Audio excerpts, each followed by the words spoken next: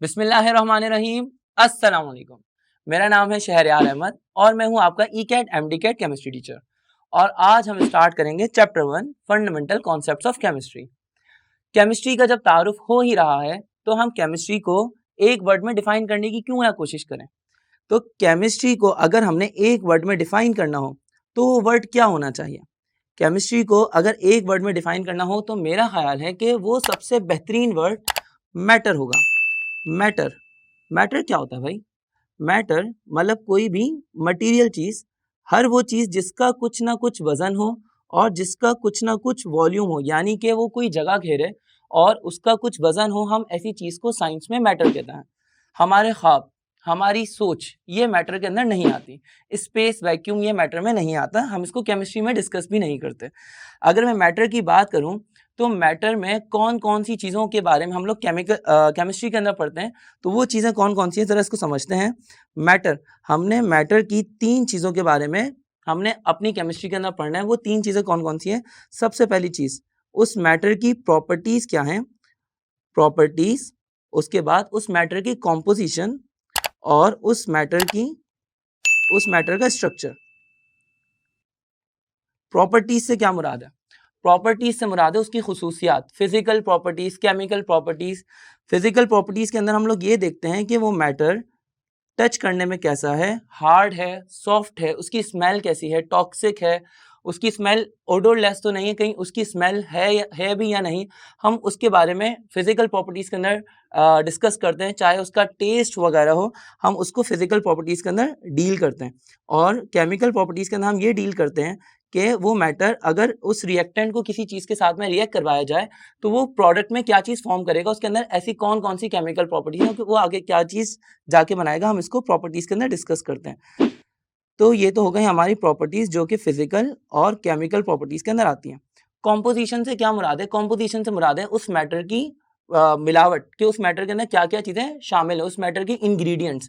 जैसे कि अगर मैं बात करूं वाटर की, हम लोग कॉम्पोजिशन के अंदर बेटा इंग्रेडिएंट्स के बारे में पढ़ते हैं।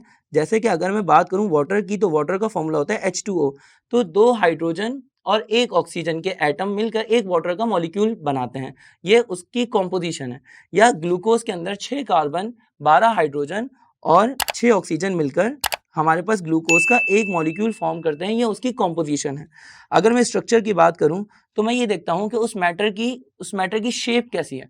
जैसे कि अगर वाटर की बात की जाए तो वाटर की शेप बेंट है या एंगुलर है, हम इसको केमिस्ट्री के अंदर डील करते हैं। अमोनिया है तो उसकी शेप टेट्राहेड्रल है, या मीथेन गैस की शेप टेट्राहेड्रल है, हम इस चीज़ को केमिस्ट्री के अंदर डील करते हैं। तो हम उसके स्ट्रक्चर के बारे में पढ़ते हैं कि उसकी शेप कैसी है। अगर एक और चीज़ की बात की जाए मैटर, अब मैं आपसे एक मज़ेदार सवाल करूं। मज़ेदार सवाल ये है कि मैटर की टाइप्स कितनी हैं। तो आप लोग बेटा मुझे ये बताओगे मैटर की टाइप्स कितनी हैं। तो मैं आपको बताता हूँ, आप लोग ज़रा सोचो कि मैटर की टाइप्स कितनी होंगी आपके ख्याल में। एक सेकेंड, इसको हम मिटा लेते हैं। देखें, आप लोगों ने अभी तक सोच लिया होगा और मैं आपको बताता हूँ, आपने सोचा होगा मैटर की टाइप्स कितनी है। मैं आपको बता देता हूँ। आपने सोचा होगा यकीनन कि मैटर की 3 टाइप्स हैं, वो है सॉलिड, लिक्विड और गैस। और अगर कोई बहुत ही बेहतरीन किस्म का स्टूडेंट होगा जो कि बहुत इंटेलेक्चुअल होगा तो उसने सोचा होगा मैटर की एक और टाइप भी है और वो है प्लाज्मा।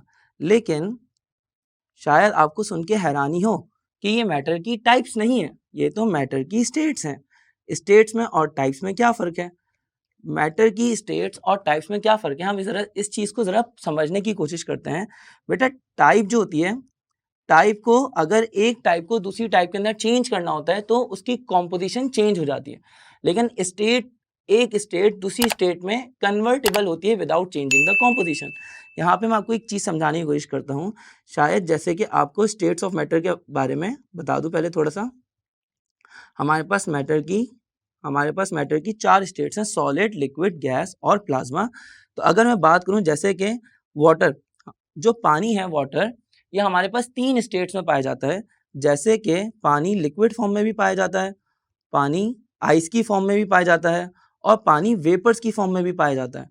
यानी कि अगर हमने बर्फ़ को पानी में कन्वर्ट करना होगा तो हम सीधा उसको मेल्ट कर देंगे, लेकिन पानी की कॉम्पोजिशन तो चेंज नहीं हुई, सिर्फ स्टेट चेंज हो गई। अगर लिक्विड को वेपर्स में कन्वर्ट करना होगा तो हम उसको बॉईल करेंगे और वो वेपर्स में कन्वर्ट हो जाएगा, सिर्फ स्टेट चेंज हुई, फॉर्मूला चेंज नहीं हुआ। फॉर्मूला क्या रहा? H2O। अगर मैं बात करूं कार्बन डाइऑक्साइड की, तो कार्बन डाइऑक्साइड ड्राई आइस की फॉर्म में भी पाई जाती है और कार्बन डाइऑक्साइड गैस की फॉर्म में तो पाई ही जाती है, जो कि आपको पता है। तो अब हम बात करेंगे टाइप्स ऑफ मैटर की। तो अगर हम मैटर की टाइप्स की बात करेंगे तो हमारे पास मैटर की 3 टाइप्स होती हैं। हमारे पास सबसे पहली जो मैटर की टाइप होती है वो होती है सिंपल, जिसको हम प्योर टाइप भी कह सकते हैं। इसमें किसी चीज़ की भी मिलावट नहीं होती, यानी कि इस सिंपल प्योर टाइप को मैटर की हम कह सकते हैं एलिमेंट। हमारे पास जो मैटर की या किसी सब्सटेंस की जो प्योर टाइप होती है हम उसको कहते हैं एलिमेंट। और एलिमेंट के अंदर शामिल होते हैं एटम्स, और एटम्स में शामिल एटम से निकाला जाता है एटॉमिक मास, और एटॉमिक मास से फिर हम फर्दर मूव कर जाते हैं मोल्स पर। ये मोल्स बड़ा इंपॉर्टेंट है, अभी आप इस चीज़ को अपने जहन में रखिएगा, अभी हम दोबारा मोल्स पर आएंगे। हमारे पास मैटर की दूसरी टाइप पे चलते हैं। मैटर की जो दूसरी टाइप होती है आप इसको कॉम्प्लेक्स कह सकते हैं या हम इसको कंपाउंड भी कह सकते हैं। हमारे पास मैटर की जो दूसरी टाइप है यह कॉम्प्लेक्स या जिसको आप कंपाउंड कह सकते हैं, और कंपाउंड में शामिल होते हैं मॉलिक्यूल्स। हर कंपाउंड में नहीं, लेकिन कंपाउंड में मॉलिक्यूल्स बहुत ज़्यादा शामिल होते हैं, बहुत सारे कंपाउंड्स में मॉलिक्यूल्स शामिल होते हैं। आमतौर पे कोवेलेंट कंपाउंड्स में मॉलिक्यूल्स शामिल होते हैं। अगर हम मॉलिक्यूल्स की बात करें तो हम मॉलिक्यूल से निकालते हैं मॉलिक्यूलर मास, और मॉलिक्यूलर मास से फिर हम निकाल लेते हैं मोल्स। अगेन ये मोल्स आ गए। अरे भाई, ये मोल्स कभी जान नहीं छोड़ते हैं, इंटरमीडिएट में भी जान नहीं छोड़ी ना इन्होंने, फर्स्ट ईयर में पकड़ के रख लिया था मोल्स ने। अब बात करते हैं मैटर की तीसरी टाइप पे। मैटर की तीसरी टाइप को हम लोग बोल सकते हैं चार्ज्ड टाइप। इस चार्ज टाइप के अंदर होंगे हमारे पास रेडिकल्स, और उस रेडिकल्स में हमारे पास कैटाइंस, एनाइंस, ऐसे आइंस हो सकते हैं। तो हम यहाँ पे लिख सकते हैं मैटर की जो थर्ड टाइप है उसके ऊपर कोई चार्ज मौजूद होगा। जैसे कि मैं अभी एग्जांपल देता हूँ रेडिकल्स, और रेडिकल्स में शामिल होते हैं आइंस। आइंस की 2 टाइप्स होती हैं, एक तो पॉजिटिव जिसको कहा जाता है कैटाइन, और आइंस की दूसरी टाइप होती है नेगेटिव आइन जिसको कहा जाता है एनाइन।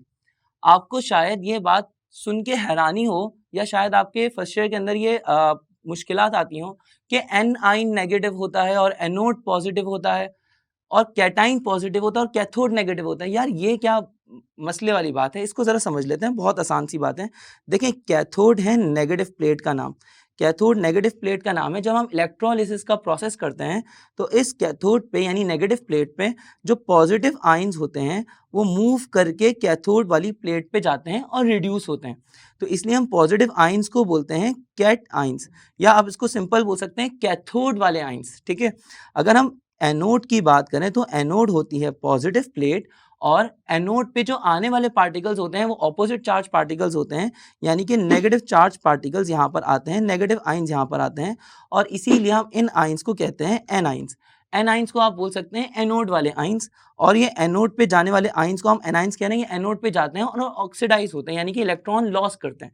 अगर हम बात करते हैं, वापसी अपने टॉपिक पर वापसी आते हैं, अगर हम सिंपल प्योर एलिमेंट की बात करें तो जैसे कि हाइड्रोजन, नाइट्रोजन, या अगर मैं बात करूं बेटा ऑक्सीजन, फ्लोरीन, क्लोरीन की, तो ये सब एलिमेंट्स हैं अगर ये मोनो एटॉमिक फॉर्म में लिए जाएं। और अगर कंपाउंड की बात करें तो हमारे पास वाटर, यहाँ पे अमोनिया, या अमोनिया वैसे मॉलिक्यूल है बेटा, लेकिन हम इसको एक चीज़ में शुमार कर लेते हैं क्योंकि हमने इसको न्यूमेरिकल बेस की तरीके से भी आगे समझना है। अच्छा, अमोनिया और इसके अलावा वाटर और सोडियम क्लोराइड, ये सब हमारे पास कंपाउंड की फॉर्म में लिए जाते हैं। अब हमारे पास रेडिकल्स पे आता है। हमारे पास पॉजिटिव रेडिकल्स, रेडिकल्स के अंदर आइंस होते हैं, पॉजिटिव आइंस और नेगेटिव आइंस, जिसको हम कैटाइंस और एनाइंस कहते हैं। हमने एक चीज़ के बारे में अभी डिस्कस किया था, वो थे मोल्स। मैंने कहा था कि मोल्स को ज़रा अपने ध्यान में रखिएगा, मोल्स बड़ी इंपॉर्टेंट चीज़ है। तो आइए ज़रा मोल्स को हम स्टार्ट करते हैं। तो आइए बेटा, मोल्स इतने इंपॉर्टेंट क्यों हैं इसको ज़रा समझते हैं। देखिए, अगर मैं आपको छोटी सी एग्जांपल की बात करूं, अगर आप मार्केट में चीनी लेने जाओगे यानी कोई सॉलिड लेने जाओगे, तो वो सॉलिड आपको मिलेगा कौन से यूनिट में? केजी में, किलो में। आप उसको ये तो नहीं बोल सकते ना बेटा कि अंकल 1 लीटर आप मुझे चीनी दे दें, ऐसा तो नहीं हो सकता। आप उसको क्या कहोगे? 1 किलो मुझे चीनी चाहिए, या आप 1 किलो आटा लोगे। यानी कोई भी जो सॉलिड चीज़ होगी आप उसको किलोग्राम के अंदर या ग्राम्स के अंदर मेजर करोगे। आप आलू लेने जाओगे तो आप उसको लीटर में नहीं ले सकते। लेकिन अगर आप पेट्रोल लेने के लिए जाओगे तो आप पेट्रोल को या किसी लिक्विड को आप कौन से यूनिट में डील करोगे, तो वो यूनिट होगा यहाँ पे हमारे पास लीटर। सॉलिड को हम लोग मेजर करते हैं केजी में और लिक्विड को मेजर करते हैं किस चीज़ में, लिक्विड को मेजर करते हैं हम लोग लीटर्स में। अगर हम किसी गैस की बात करें तो गैस के लिए इंपॉर्टेंट चीज़ क्या होती है, गैस को अगर नापना है तो गैस का वॉल्यूम देखा जाता है। तो गैस को हम लोग डेसीमीटर क्यूब के अंदर या मीटर क्यूब के अंदर जो उसका एसआई यूनिट है हम उसके अंदर मेजर कर सकते हैं। वैसे गैस का प्रेशर ज़्यादा इंपॉर्टेंट होता है, इस पर हम कभी बाद में बात करेंगे। लेकिन अगर आप एक बात बताओ बेटा, मैंने अभी जैसा आपको समझाया था कि एक मैटर की एक टाइप स्टेट चेंज किए बगैर दूसरी स्टेट में कन्वर्ट की जा सकती है। जैसे मैंने आपको वाटर की एग्जांपल दी थी कि वाटर हमारे पास आइस की फॉर्म में भी होगा और वाटर हमारे पास पानी लिक्विड की फॉर्म में भी होगा और हमारे पास ये वाटर वेपर्स की फॉर्म में भी होंगे। तो क्या हम बार बार स्टेट चेंज करने पे यूनिट चेंज करते रहेंगे? अल्लाह, इतनी ख्वारी कौन करे। तो हम एक काम करते हैं, हमने सोचा भाई एक ऐसा यूनिट रख लेते हैं अपने पास, एक ऐसा मेजरमेंट रख लेते हैं जो कि इर्रिस्पेक्टिव हो जाए स्टेट ऑफ मैटर पे। तो हमने डिसाइड कर लिया कि हम मोल्स को रख लेंगे, मोल्स एक मेजरमेंट को, मोल्स को हम ऐसा मेजरमेंट रख लेंगे, moles is the measurement, moles is the measurement. वैसे आपने इसकी बहुत बुकिश डेफिनेशन भी पढ़ी होंगी कि मोल्स वो होते हैं कि मॉलिक्यूलर मास को और फॉर्मूला मास को और एटॉमिक मास को जब ग्राम में रिप्रेजेंट कर दिया जाए तो वो कहलाता है मोलर मास। और मोलर मास ये बराबर हो जाएगा, मतलब अगर वाटर का है 18 ग्राम तो ये इक्विवेलेंट हो जाएगा 1 मोल के। लेकिन ये बहुत बुकिश नॉलेज है, समझ ही नहीं आई कभी आज तक। तो आइए ज़रा इसको थोड़ा समझने की कोशिश करते हैं। Moles is the measurement of the amount of substance, amount of substance irrespective of the state of matter। अच्छा, हमने एक चीज तो यहाँ पे पढ़ ली मोल्स के बारे में, लेकिन क्या मोल्स की सिर्फ इतनी ही इंपॉर्टेंस है? तो नहीं, मोल्स को और भी ज़्यादा इंपॉर्टेंट तरीके से समझा जा सकता है। तो आइए ज़रा मोल्स की और इम्पोर्टेंस के बारे में समझते हैं।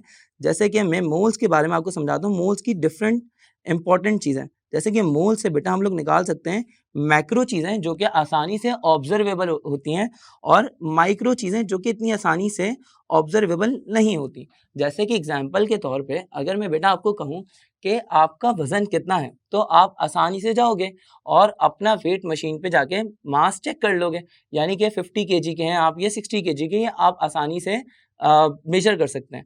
लेकिन अगर आपको मैं कहूँ कि बेटा अपना वॉल्यूम बताओ, अपनी हाइट बताओ, अपनी अपनी लेंथ और ब्रेथ बताओ, तो ये भी आप आसानी से मेजर कर सकते हैं। आप इंची टेप लेंगे या कोई भी स्केल लेंगे और उसके हिसाब से अपनी मेजरमेंट कर लेंगे। तो हमारे पास मैक्रो चीज़ों के अंदर आप मास रख सकते हैं जो कि आसानी से कैलकुलेट किया जा सकता है और साथ में आप वॉल्यूम रख सकते हैं जो कि आसानी से कैलकुलेटेबल होता है। लेकिन अगर आप माइक्रो चीज़ों के अंदर मैं आपको बेटा कहूँ कि आपकी बॉडी में कितने वाइट सेल्स हैं, कितने आपकी बॉडी में रेड ब्लड सेल्स हैं या कितनी बॉडी में आपका ग्लूकोज लेवल कितना है, ये आप इतनी आसानी से मेजर नहीं कर सकते। आपको जाना पड़ेगा और लैब के अंदर अपनी टेस्टिंग करवानी पड़ेगी। जब आप लैब के अंदर टेस्टिंग कराएंगे तो आपकी बॉडी का एक सैंपल लेगा, उस सैंपल के अंदर सब कुछ कैलकुलेट करने के बाद फिर आपको रिजल्ट देगा, यानी इतनी आसानी से ये कैलकुलेट नहीं किया जा सकता है। सिमिलरली माइक्रो चीज़ों के अंदर भी वो चीज़ें आती हैं जो इतनी आसानी से आप देख नहीं सकते, कैलकुलेट आप इतनी आसानी से नहीं कर सकते, लेकिन मोल्स ने इसको बहुत आसान कर दिया है। किसी हद तक मोल्स बहुत हमें इसके लिए आसानी फराहम करते हैं। तो आइए ज़रा चेक करते हैं।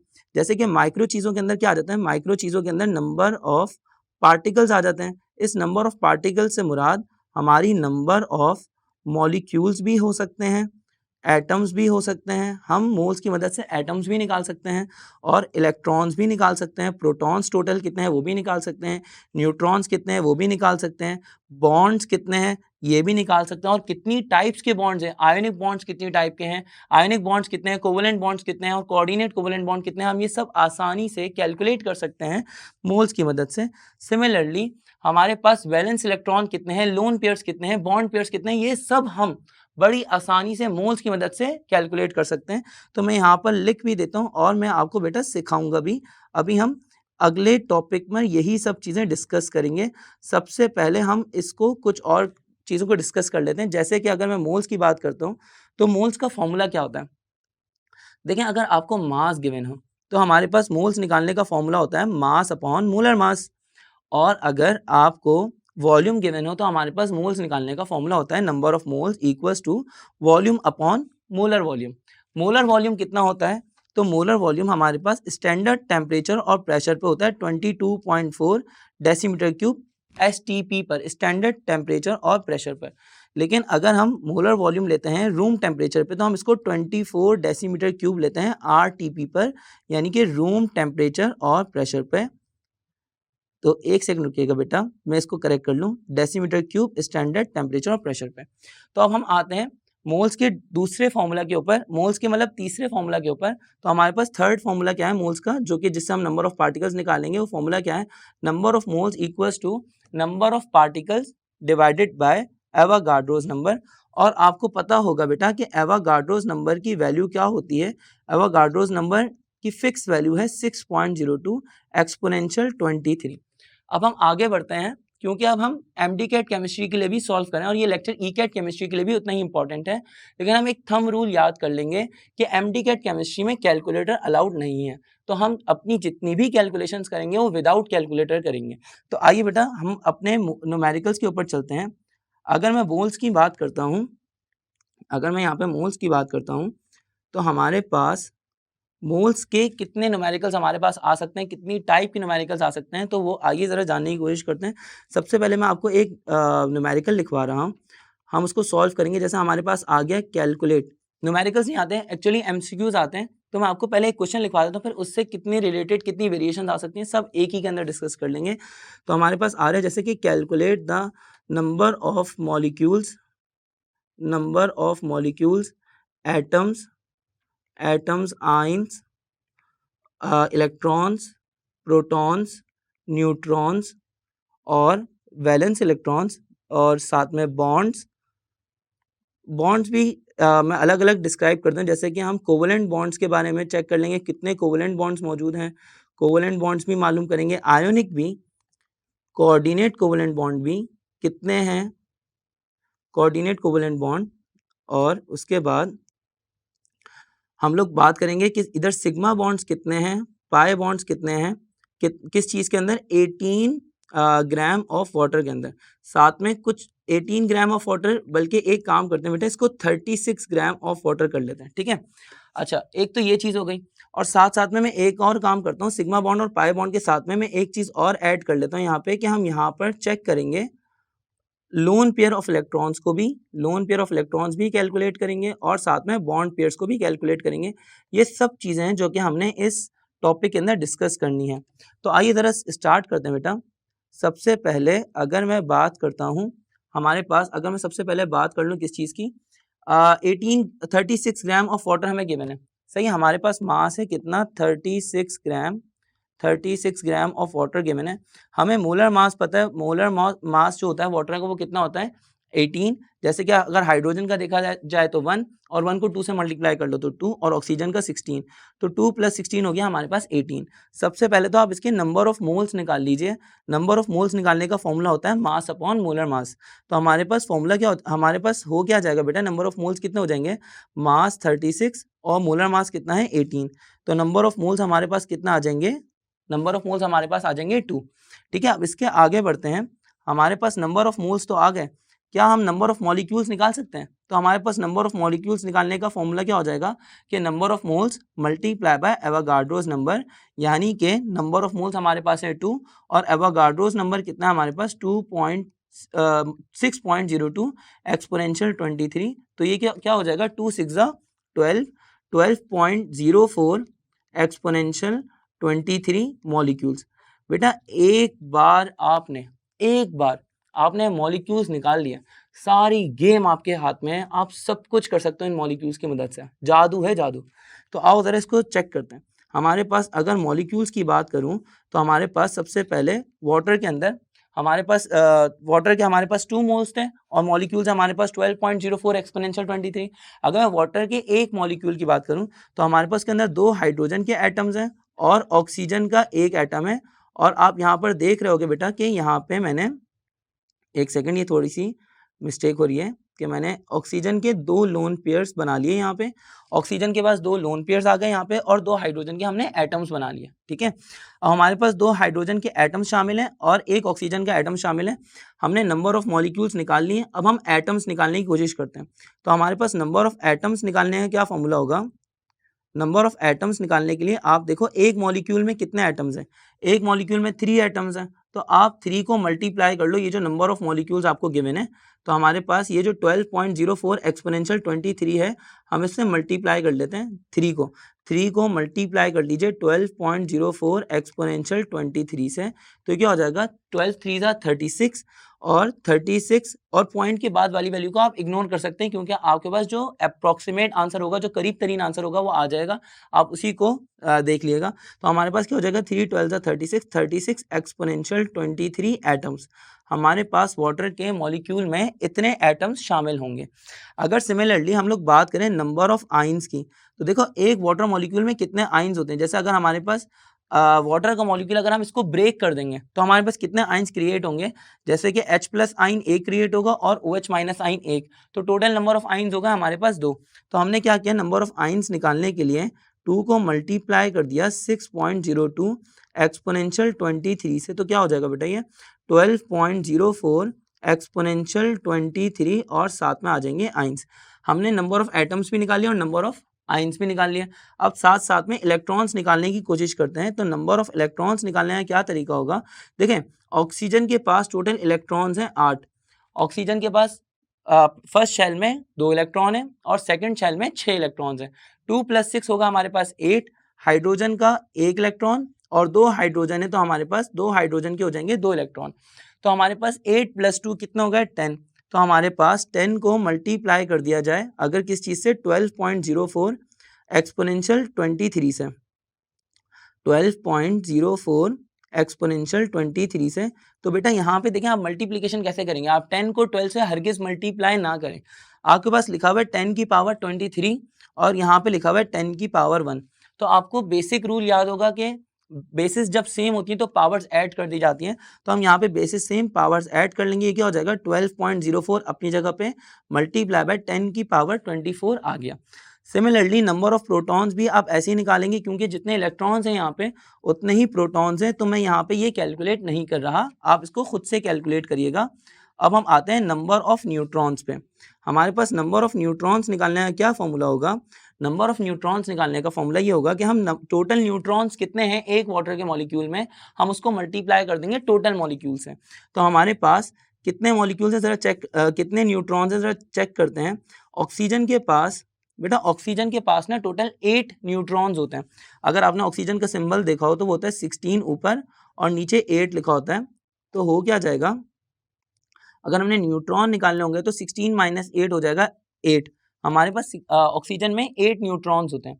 हाइड्रोजन के पास कोई न्यूट्रॉन नहीं होता, तो हमारे पास दोनों हाइड्रोजन के पास एक भी न्यूट्रॉन नहीं होगा। तो हमारे पास टोटल न्यूट्रॉन्स निकालने के लिए हम क्या करेंगे, 8 को मल्टीप्लाई कर लेंगे 12.04 एक्सपोनेंशियल 23 से, तो ये क्या हो जाएगा 12 8 जा 96 एक्सपोनेंशियल 23। अगर आपने पॉइंट को शिफ्ट करना हो तो बेटा आप पॉइंट को शिफ्ट कर सकते हैं। जैसे कि अगर आप पॉइंट है 96 के बाद अगर उसको आप लेफ्ट हैंड साइड पे लेकर आएंगे और इसको एक डिजिट पीछे करेंगे तो पावर एक ऐड कर देंगे। लेफ्ट हैंड साइड पे मैं लिख देता हूँ, लेफ्ट हैंड साइड पे जब पॉइंट को लेकर जाएंगे, डेसिमल को, एक्चुअली डेसिमल कहलाता है, पॉइंट एक ज्योमेट्रिकल टर्म है, ठीक है। तो हमारे पास जब डेसिमल को आप लेफ्ट साइड पे शिफ्ट करेंगे तो होगा क्या कि पावर इंक्रीज हो जाएगी। और अगर आपने डेसिमल को बेटा शिफ्ट किया कहाँ पर, डेसिमल को शिफ्ट किया आपने राइट हैंड साइड पे, जो पावर होगी वो डिक्रीज हो जाएगी। तो हम लोग ने ये रूल याद रखने हैं।